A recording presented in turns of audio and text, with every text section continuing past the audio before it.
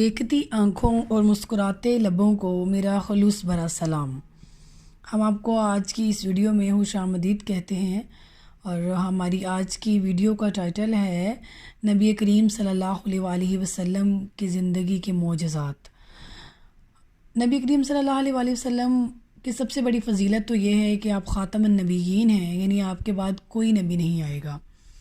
نبی کریم صلی اللہ علیہ وآلہ وسلم نے فرمایا کہ میں اللہ کے ہاں اس وقت بھی خاتم النبیین لکھا ہوا تھا جب حضرت آدم علیہ السلام پانی اور مٹی کے درمیان تھے۔ میں دعائے ابراہیم ہوں، میں عیسیٰ کی بشارت ہوں، میں اپنی والدہ کا وہ خواب ہوں جو پیدائش کے وقت انہوں نے دیکھا۔ نبی کریم صلی اللہ علیہ وآلہ وسلم کی والدہ نے پیدائش کے وقت ایک نور دیکھا جس سے شام کے تمام محلات روشن ہو گئے۔ اور بخاری مسلم میں حدیث ہے کہ نبی کریم صلی اللہ علیہ وآلہ وسلم وصال کے روزے رکھتے تھے، یعنی کنٹینیوسلی 3 4 دن کے روزے رکھتے تھے۔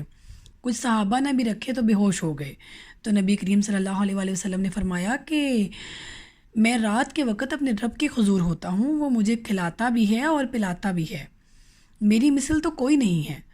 اور ایک اور جگہ بخاری مسلم میں حدیث ہے کہ نبی کریم صلی اللہ علیہ وآلہ وسلم اپنی 2 آنکھوں کے ساتھ پیٹھ کے پیچھے بھی دیکھ لیتے تھے۔ ہم تو صرف 180 تک دیکھ سکتے ہیں نا، وہ 360 تک دیکھتے تھے۔ آپ صلی اللہ علیہ وسلم کو پیچھے صحابہ کرام نظر آتے تھے نماز میں، اور یہ ان کا معجزہ تھا۔ ہماری آنکھیں تو نہیں دیکھ سکتی اس طرح سے۔ اور بخاری مسلم میں ایک اور جگہ پہ حدیث ملتی ہے کہ آپ علیہ السلام کے پسینے میں خوشبو آتی تھی، حتیٰ کہ لوگ آپ کا پسینہ عطر کے طور پر استعمال کیا کرتے تھے اور اپنی خوشبو میں ملایا کرتے تھے، اور نبی علیہ السلام انڈورس کیا کرتے تھے، یعنی ان کو اجازت دیا کرتے تھے کہ آپ جو ہے وہ ملا سکتے ہیں اپنی خوشبو میں۔ اور ایک اور جگہ پہ صحیح بخاری میں حدیث ہے کہ نبی کریم صلی اللہ علیہ وآلہ وسلم جب ایک بڑے برتن میں وضو کرتے تھے تو وہ پانی ضائع نہیں کیا جاتا تھا۔ حضرت بلال رضی اللہ تعالیٰ عنہ جب وہ پانی باہر لے کر آتے تھے، صحابہ اکرام اپنے جسم پر تبرکاً اس پانی کو ملتے تھے۔ سبحان اللہ۔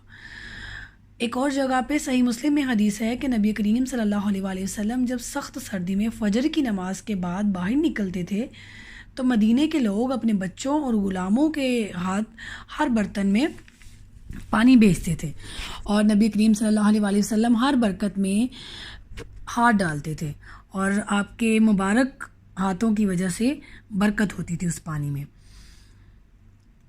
اور بخاری مسلم میں حدیث ہے کہ نبی کریم صلی اللہ علیہ وآلہ وسلم نے حج یا عمرہ کے موقع پر جب کبھی بھی بال منڈوائے تو صحابہ میں وہ بال تبرکن تقسیم کرائے۔ سلمہ جو ہماری ماں ہیں سلام اللہ علیہ، انہوں نے نبی کریم صلی اللہ علیہ وآلہ وسلم کے چند بال ایک ڈبیا سے نکالے اور کہا کہ ہمارے علاقے میں جب کوئی بیمار ہوتا تو ہم شفا کے طور پر ان کا دوبن اسے دیتے ہیں۔